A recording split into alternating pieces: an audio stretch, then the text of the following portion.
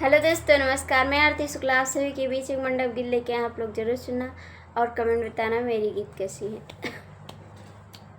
भैया टूटै ना पनिया की धार, बयार बहे मंडप में। भैया टूटै ना पनिया की धार, बयार बहे मंडप में।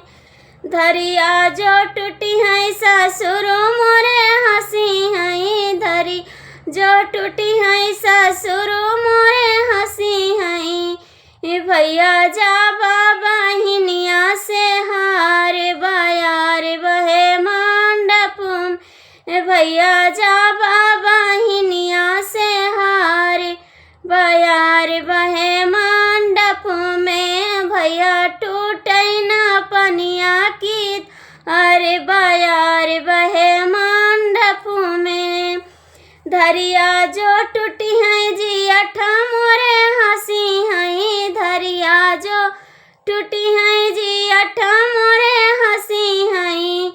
भैया जा बहिनिया से हार, बयार बहे मंडप में।